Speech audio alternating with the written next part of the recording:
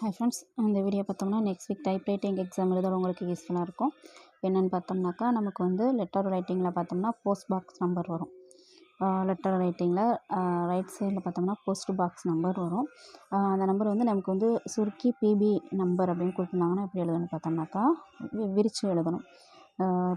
பிங்கிறதுக்கு வந்து போஸ்ட்டில் பி வந்து கேபிட்டல் லெட்டர், பிக்கு வந்து பாக்ஸு, ஸ்பேஸ் விட்டு பாக்ஸு, ஸ்பேஸ் விட்டு இந்த என்ஓ டாட் அவங்க என்ன நம்பர் கொடுத்துருக்காங்களோ அப்படியே எழுதிட்டு கண்டிப்பாக கமா போடணும். போஸ்ட் பாக்ஸ் நம்பர் எப்படி வரும்னு இதை மனப்பாடம் பண்ணி வச்சுக்கோங்க. Post space box space N O டாட்டுக்கு பக்கத்தில் ஸ்பேஸ் வரக்கூடாது. ஸ்பேஸ் விட்டோம்னா தப்பாயிடும். எந்த நம்பருக்கு பக்கத்துலையுமே ஸ்பேஸ் வரக்கூடாது. நல்லா ஞாபகம் வச்சுக்கோங்க.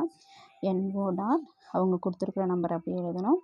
கண்டிப்பாக கமா அவங்க கமா கொடுக்கலைனாலும் நம்ம வந்து கமா போடணும். போஸ்ட் பாக்ஸ் நம்பர் அட்ரஸில் பார்த்தோம்னாக்கா எல்லாத்துக்குமே வந்து கமா, ஊர் நேம் கொடுத்துருந்தாங்கன்னா அங்கே வந்து ஃபுல் ஸ்டாப் வரணும். அதுவே செல்ஃபோன் நம்பரோ டெலஃபோன் நம்பரோ கொடுத்துருந்தாங்கனாக்கா அதுக்கு எண்டிங்கில் வந்து ஃபுல் ஸ்டாப் வைக்கக்கூடாது. இதுக்கு பார்த்தோம்னாக்கா போஸ்ட் பாக்ஸ் நம்பர்லேயும் கமா வரும். ஸ்ட்ரீட் நேம் அது மாதிரி வந்திருந்தாலும் கமா வரும். ஊர் பேர் வர இடத்துல மட்டும்தான் வந்து ஃபுல் ஸ்டாப் வரும். நல்லா ஞாபகம் வச்சுக்கோங்க. போஸ்ட் பாக்ஸ் நம்பர் எப்படி எழுதணும்னாக்கா, போஸ்ட் பாக்ஸ் ரெண்டுத்துக்கும் இடையில ஸ்பேஸு, பாக்ஸுக்கும் நம்பருக்கும் இடையில ஸ்பேஸு, நம்பர் டாட் அவங்க கொடுத்துருக்குற நம்பர் கமா. தேங்க்யூ.